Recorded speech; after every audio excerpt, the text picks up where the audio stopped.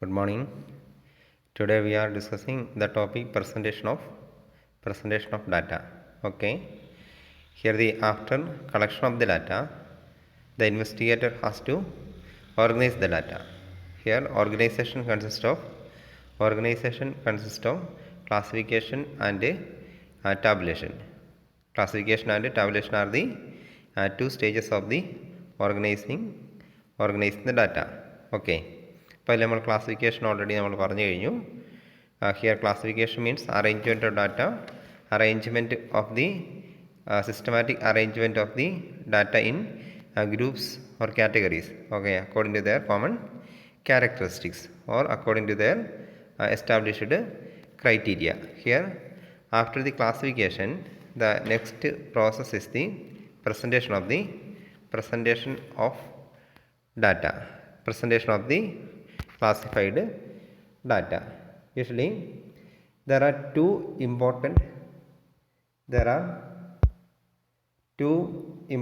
method of presentation of the data. In order to present the data, usually in statistics, two methods are used. Here the tabular presentation and diagrammatic and graphic presentation. Presentation may be in the form of tabular presentation, commonly known as tabulation, and other one is the diagrammatic or graphic presentation. Okay. Take the first one, tabulation or tabular presentation. Okay, that is usually we know that the table, like presenting the informations in using tables. Here, tabulation is the orderly arrangement of data in rows and columns. Tabulation is the orderly arrangement of the data in rows and columns. Okay, a table consists of rows and columns. Okay, tabulation is the next steps to classification. It is the method of systematic presentation of the data. It is the process between collection of data and analysis of the data. Here usually then it is a method of presenting the informations in an easily understandable manner. Then the statistician has to analyze the informations based on the data presented using the table. Okay, and what are the objectives of tabulation or the purpose of the objectives or purpose of tabulation? Okay, while presenting the classified quantitative informations using tables, then it helps the investigator in different ways. Helps the investigator as well as the users of the informations in different ways. The first one is to simplify complex data. Here, by tabulation, unnecessary details are avoided and the data are presented in a concise form. So, the tabulated data can be easily understood. Okay, അതായത് നമ്മൾ എന്ത് ചെയ്യാം, table use ചെയ്ത് data present ചെയ്ത് കഴിഞ്ഞാൽ എന്ത് ചെയ്യാം, നമുക്ക് ഈസി ആയിട്ട് എന്ത് ചെയ്യും, മനസ്സിലാക്കാൻ ഇൻഫോർമേഷൻസ് നമുക്ക് എന്ത് ചെയ്യാൻ പറ്റും, ഈസി ആയിട്ട് ഗ്രാസ്പ് ചെയ്യാൻ പറ്റും. അൺനെസറി ഡീറ്റെയിൽസ് ഒക്കെ ഒഴിവാക്കി എന്ത് ചെയ്യുക, ഡാറ്റ ഒരു കൺസൈസ് ഫോമിൽ പ്രസൻറ്റ് ചെയ്യുന്നു. Then therefore the tabulated data can be easily understood. Then second one, to facilitate comparison.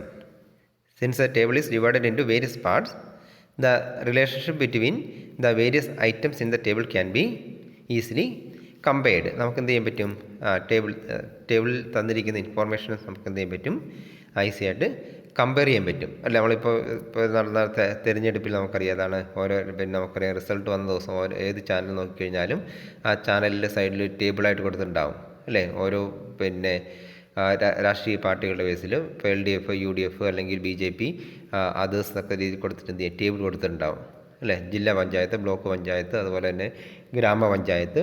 അപ്പോൾ ഓരോ പാർട്ടികളും നേടിയ സീറ്റുകളുടെ എണ്ണം അല്ലെ പഞ്ചായത്തുകളുടെ എണ്ണം അല്ലെ അങ്ങനെയുള്ള മുനിസിപ്പാലിറ്റിയുടെ എണ്ണം ഒക്കെ വെച്ചിട്ട് എന്ത് ചെയ്യുക, ഒരു ടേബിൾ കൊടുത്തിട്ടുണ്ട്. അപ്പോൾ നമുക്ക് that helps for the easy comparison of the informations അല്ലേ. ഓരോ ജില്ലയിൽ എത്രയാണ്, അല്ലെങ്കിൽ ഓരോ പാർട്ടികൾ ഓരോ ജില്ലയിൽ എത്ര പഞ്ചായത്ത് അല്ലെങ്കിൽ ഓരോ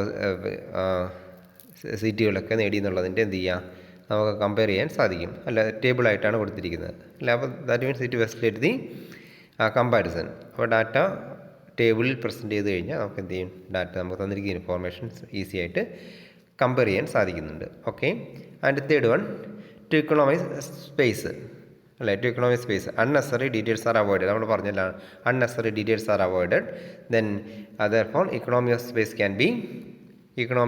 ക്യാൻ ബി അച്ചീവ്ഡ് അല്ലേ. നമുക്ക് ആവശ്യമില്ലാത്ത ഡാറ്റകളൊക്കെ ഒഴിവാക്കിയിട്ട് എന്ത് ചെയ്യുക, ഏറ്റവും നമുക്ക് യൂസ്ഫുള്ളായ ഇൻഫോർമേഷൻസ് മാത്രമാണ് എന്ത് ചെയ്യുക, ടേബിൾ പ്രസൻറ്റ് ചെയ്യുന്നപ്പോൾ എന്ത് ചെയ്യുക, ഇത് കൺസൈസ് ഫോമിലാണ് ഉണ്ടാവുക. Therefore that is helps to then economise the space save ചെയ്യാൻ പറ്റും അല്ലേ. ചെറിയ സ്പേസ് മതി നമുക്ക് എന്ത് ചെയ്യാം, കൂടുതൽ ഇൻഫോർമേഷൻസ് കണ്ടൻറ്റ് നമുക്കതിൽ ദെൻ ഈസി ആയിട്ട് പ്രസൻറ്റ് ചെയ്യാൻ സാധിക്കും.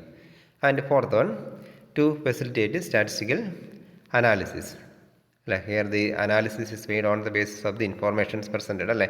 Classified and then after collecting the informations are classified, then presenting the informations using tables and diagrams. Then the analysis is made on the basis of this presentation. When the data analyze the presentation based on the data analyze after tabulation, the statistical data become ready for analysis. Then from the tabulated data, various statistical measures like averages, measures of dispersants, or that index numbers or any other statistical tools can be used for the analysis of the data. അപ്പോൾ ടേബിളിൽ തന്നിരിക്കുന്ന data use ചെയ്ത് നമുക്ക് എന്ത് ചെയ്യാം, different statistical methods use ചെയ്ത് നമുക്ക് എന്ത് ചെയ്യാം, ഡാറ്റ അനലൈസ് ചെയ്യാം. And another one, to save time അല്ലേ. From the tabulated data, the informations can be understood by less time. അപ്പോൾ ടേബിൾ നമുക്കൊരു ഇൻഫോർമേഷൻസ് എന്ത് ചെയ്യുക, ഡിസ്ക്രിപ്റ്റീവായിട്ടൊരു ഇൻഫോർമേഷൻ കൊടുത്തിരിക്കുന്നത് വായിച്ച് മനസ്സിലാക്കുന്നതിനേക്കാൾ എത്രയോ ഈസി ആയിട്ട് നമുക്ക് എന്ത് ചെയ്യാൻ പറ്റും, ടേബിൾ നോക്കിയാൽ മനസ്സിലാവും അല്ലേ. ഇപ്പോൾ നമ്മൾ പറഞ്ഞ തിരഞ്ഞെടുപ്പിൻ്റെ പിന്നെ ഓരോ കക്ഷികൾ നേടിയ സീറ്റുകളെക്കുറിച്ച് അല്ലെങ്കിൽ വാർത്തകൾ ഇങ്ങനെ ഡിസ്ക്രിപ്റ്റീവായിട്ടിരുന്നതിനേക്കാൾ എത്രയോ ഈസി ആയിട്ട് നമുക്ക് എന്ത് ചെയ്യാൻ പറ്റും, ദെൻ ടേബിൾ നോക്കിയാൽ മനസ്സിലാക്കാൻ സാധിക്കും അല്ലേ. ഇപ്പോൾ നമ്മൾ കോവിഡിൻ്റെ ഒക്കെ ഡാറ്റകളൊക്കെ വരുന്നുണ്ട് അല്ലേ. സ്റ്റാറ്റിസ്റ്റിക്സിൻ്റെ കേസ് നമുക്കറിയാം അല്ലേ, ഓരോ ജില്ലയിൽ എത്ര അല്ലേ. അത് ഡിസ്ക്രിപ്റ്റീവായിട്ട് വായിക്കുന്നതിനേക്കാൾ എത്ര ഈസി ആയിട്ട് എന്ത് ചെയ്യും, ദെൻ ഒരു ടേബിളിൽ തന്നു കഴിഞ്ഞാൽ അല്ലെ, രോഗമുക്തി നേടിയൊരെത്ര, രോഗം ബാധിച്ചൊരെത്ര അല്ലെ, മരണമടഞ്ഞൊരെത്ര, ഒരു ജില്ല തിരിച്ചുള്ള കണക്കുകളൊക്കെ വരുമ്പോൾ അല്ലേ, it is very easy to understand. That means that save the time. And finally, to remember the data.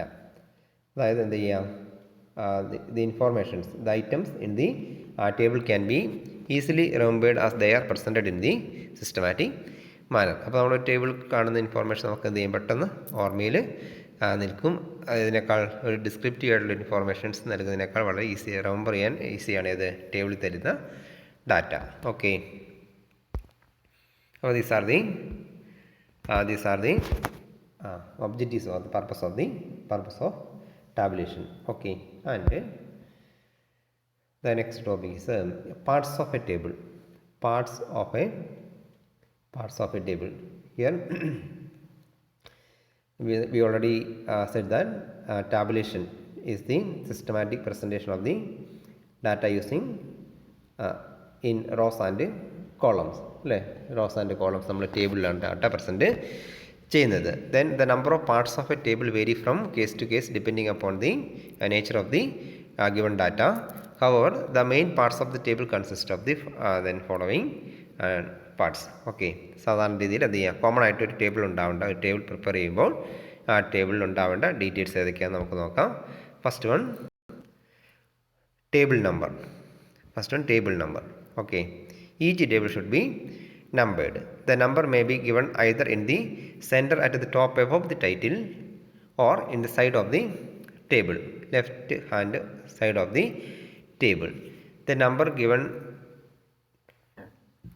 to the table enables the easy references. Okay, the table number as per table number 2 or as per table number 5 or as per table number 6. നമുക്ക് the informations table number use ചെയ്ത് നമുക്ക് എന്ത് ചെയ്യാൻ പറ്റും, ആ informations code ചെയ്യാൻ പറ്റും. Table നമുക്ക് കോഡ് ചെയ്യാൻ പറ്റും. ഓക്കെ. അപ്പോൾ എന്ത് ചെയ്യുക, ടേബിൾ നമ്പർ കൊടുക്കുക. ടേബിൾ നമ്പർ എന്ത് ചെയ്യുക, എല്ലാ ടേബിൾ നമ്പർ ഉണ്ടാവണം. ഓക്കെ. ടേബിൾ നമ്പർ കൊടുക്കുക. ഏത് ടേബിളാണ് ടേബിൾ നമ്പർ കൊടുക്കുക. ടേബിൾ നമ്പർ എവിടെയാണ് കൊടുക്കുക, ഒന്നെങ്കിൽ either above the top of the ടൈറ്റിലിന് മുകളിലായിട്ട് ആദ്യം എന്ത് ചെയ്യുക, ടേബിൾ നമ്പർ, അതായത് സെൻറ്റർ ടോപ്പ് അബവ് ദി ടൈറ്റിലിന് മുകളിൽ നടുക്കായിട്ട് എന്ത് ചെയ്യുക, ടേബിൾ നമ്പർ കൊടുക്കുക. ദെൻ അല്ലെങ്കിൽ എന്ത് ചെയ്യുക, ഫസ്റ്റ് സൈഡിൽ തന്നെ എന്ത് ചെയ്യുക, ടൈറ്റിലിൻ്റെ ഇടുന്നതിന് തൊട്ട് മുന്നായിട്ട് എന്ത് ചെയ്യുക, ലെഫ്റ്റ് ഹാൻഡ് സൈഡിൽ എന്ത് ചെയ്യുക, ടേബിൾ നമ്പർ കൊടുക്കാം. First part is table number. Then second one title of the table അല്ലേ. Title shows the what the table represent. Then every table must be given a suitable title.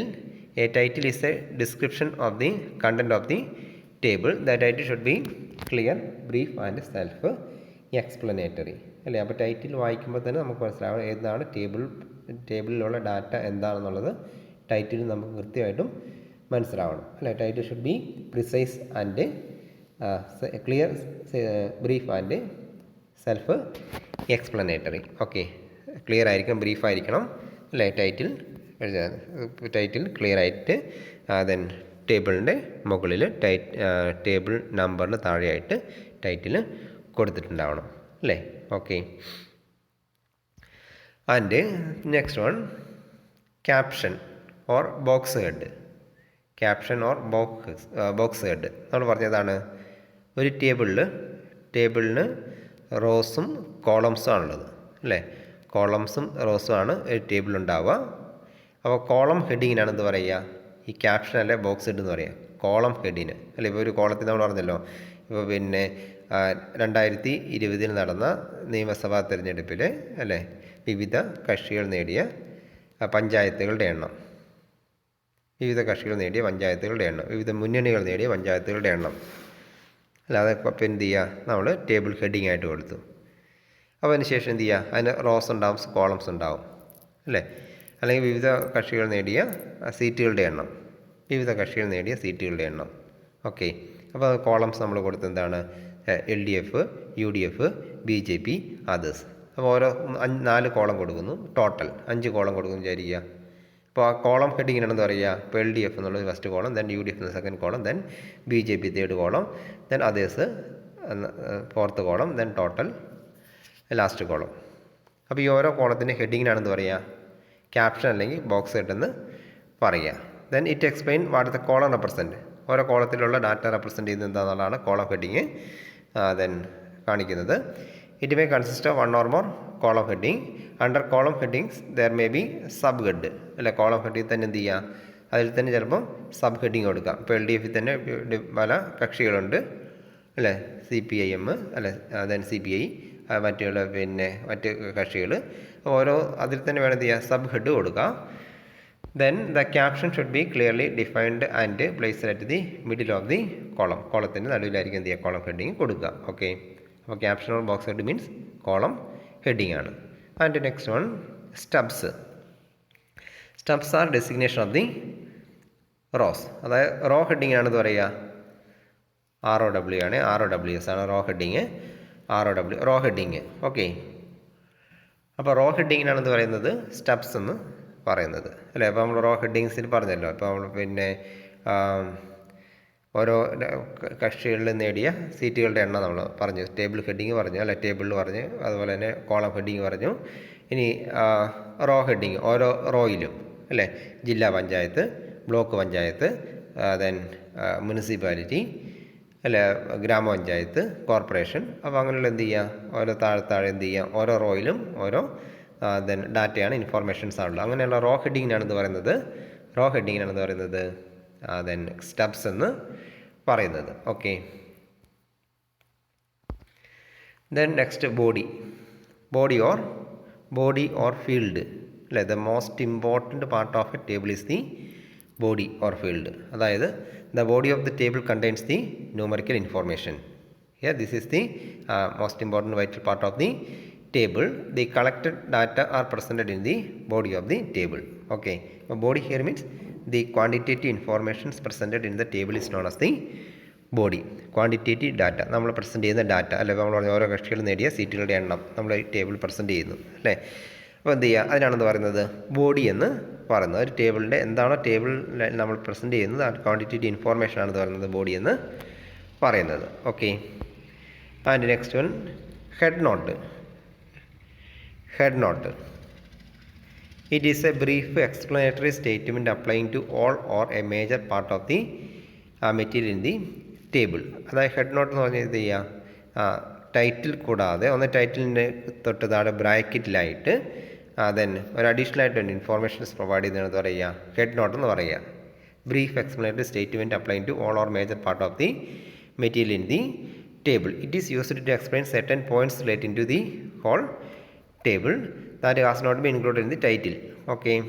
Head note may be used to indicate the units in which the data of the table are expressed. ചില case നമുക്കറിയാം അല്ലേ, പിന്നെ amounts rupees in thousands എന്നൊക്കെ പറഞ്ഞ് നമ്മൾ ബ്രാക്കറ്റിൽ കൊടുക്കാറുണ്ട് അല്ലേ. Thousands rupees in thousands or rupees in lakhs അല്ലെ, റുപ്പീസ് ഇൻ ക്രോർ ഒക്കെ എന്ന് പറഞ്ഞാൽ നമ്മൾ എന്ത് ചെയ്യുക, ടൈറ്റിന് താഴെ ബ്രാക്കറ്റിൽ കൊടുക്കാറുണ്ട് അല്ലേ. അപ്പോൾ അങ്ങനെയുള്ള പിന്നെ മറ്റേതെങ്കിലും അതങ്ങനെയുള്ള അതുപോലെയുള്ള ഇൻഫോർമേഷൻസ് നമ്മൾ ടൈറ്റിൽ കൂടാതെ ടൈറ്റിലിൻ്റെ ബ്രാക്കറ്റിൽ കൊടുക്കുന്ന ഇൻഫോർമേഷനാണെന്ന് പറയുന്നത് ദെൻ ഹെഡ് നോട്ട് എന്ന് പറയുന്നത്. Okay. They may placed in the bracket immediately following the title. Okay. Immediately following the ടൈറ്റിലാണ് ശ്രദ്ധിക്കുക, എമൗണ്ട് പിന്നെ ടേം ശ്രദ്ധിക്കുക, immediately following the title. Okay. And last one footnote. ഒക്കെ അറിയാം, ഫുഡ് നോട്ട് ഒരു ടേബിളിന് താഴെ നമുക്കുണ്ടാവും. ഏതാണ് footnote placed below the body of the ടേബിളിന് താഴെയായിട്ടായിരിക്കും അടിക്കുറിപ്പ്. അതായത് പിന്നെ ടേബിളിൽ കൊടുത്തിരിക്കുന്ന ഏതെങ്കിലും ഇൻഫോർമേഷൻസിൻ്റെ എന്ത് ചെയ്യുക, ക്ലാരിഫിക്കേഷൻസ് അല്ലെ ഏതാണ് അബ്രിവേഷൻസിൻ്റെ ഒക്കെ എന്ത് ചെയ്യുക, എക്സ്പ്ലനേഷൻസ് ഒക്കെ എന്ത് ചെയ്യാം കൊടുത്തിട്ടുണ്ടാവാം. Okay. Footnote are placed directly below the body of the table. Footnote explain those which are not made clear in the title, caption or steps. അപ്പോൾ എന്ത് ചെയ്യുക, അഡീഷണൽ ഇൻഫോർമേഷൻസ് അടിക്കുറിപ്പ് നമ്മൾ പറയാം അല്ലേ, അഡീഷണൽ ഇൻഫോർമേഷൻസ് ആയിട്ട് ടേബിളിന് താഴെ കൊടുക്കുന്ന ഇൻഫോർമേഷനാണെന്ന് പറയുക അല്ലേ. ഇപ്പോൾ ഡിസ്ട്രിക്ട് പഞ്ചായത്ത് ഡിസ്ട്രിക്ട് പഞ്ചായത്ത് അല്ലെ, DP എന്ന ടേബിൾ കൊടുക്കുന്നു, കൊടുക്കുന്നതിന് ശേഷം എന്ത് ചെയ്യുക, താഴെ എന്ത് ചെയ്യുക ഡിസ്ട്രിക്ട് പഞ്ചായത്ത് അല്ലേ. ദെൻ GP ഗ്രാമപഞ്ചായത്ത് അല്ലെ, BP ബ്ലോക്ക് പഞ്ചായത്ത്. അപ്പോൾ അങ്ങനെയുള്ള എക്സ്പ്ലനേഷൻസ് ആവാം. അതുപോലെ ടേബിളിലുള്ള ഏതെങ്കിലും ഇൻഫോർമേഷൻസിൻ്റെ എന്ത് ചെയ്യുക, പിന്നെ എക്സ്പ്ലനേഷൻസ് എന്ത് ചെയ്യാം ടേബിളിന് താഴെ കൊടുക്കാം. അല്ല ഹെഡിങ് ടൈറ്റിലുമായി ബന്ധപ്പെട്ട അല്ല ക്യാപ്ഷനുമായി ബന്ധപ്പെട്ട steps, row heading, column heading ബന്ധപ്പെട്ടൊക്കെ എന്ത് ചെയ്യാം അല്ലെ. മെയില് ഫീമെയിൽ എന്നൊക്കെ കൊടുക്കുന്നതിന് F എന്നൊക്കെ നമ്മൾ കൊടുക്കാറുണ്ട് അല്ലേ. അപ്പോൾ അങ്ങനെയുള്ള അതിൻ്റെ എക്സ്പ്ലനേഷൻ ആയിരിക്കും എവിടെ ഉണ്ടാവുക, ഫുഡ് നോട്ടിൽ ഉണ്ടാവുക. And finally source note. ഏറ്റവും സാധാരണ എന്ത് ചെയ്യുക, സോഴ്സ് നോട്ട് ഒരു ടേബിളിൽ എന്ത് ചെയ്യുക, ആ ടേബിൾ എങ്ങനെയാണ് കിട്ടിയത്, സോഴ്സ് എവിടെ നിന്നാണ് അല്ലേ. ചില കേസ് എന്താ ചെയ്യുക, പ്രൈമറി ഡാറ്റ തന്നെ ആയിരിക്കാം. ചില കേസ് സോഴ്സ് എന്ന് വെച്ചാൽ പ്രൈമറി ഡാറ്റ അല്ലേ. പ്രൈമറി ഡാറ്റ കളക്ട് ചെയ്യുമ്പോൾ നമ്മൾ എന്ത് ചെയ്യും, പ്രൈമറി ഡാറ്റ എന്ന് കൊടുക്കും. സോഴ്സ് ചിലപ്പോൾ എന്ത് ചെയ്യുക, ഇന്ന ജേണൽസിൽ നിന്ന് ഇന്ന ജേണൽ അല്ലേ, ഇക്കണോമിക് ടൈംസ് അല്ലെ government of India publication, source government of India publication അല്ലേ. അപ്പോൾ അങ്ങനെ ഏത് സോഴ്സിൽ നിന്നാണ് അല്ല census report of government of India, ഏത് സോഴ്സിൽ നിന്നാണ് നമ്മൾ ഇൻഫോർമേഷൻസ് എടുത്ത് ആ സോഴ്സാണ് എന്ത് ചെയ്യുന്നത്, ഈ സോഴ്സ് നോട്ടായിട്ട് നമ്മൾ ടേബിൾ കാണിക്കുന്നത്. അപ്പോൾ while preparing the table we have to consider these parts അല്ലേ. Then only table become a useful one. Okay. ഒരു ടേബിൾ കൺസ്ട്രക്ട് ചെയ്യുമ്പോൾ നമ്മൾ ശ്രദ്ധിക്കേണ്ട ജനറലായിട്ട് ഇത്തരം കാര്യങ്ങൾ കോമൺ ആയിട്ട് നമ്മൾ ശ്രദ്ധിക്കണം. ഓക്കെ.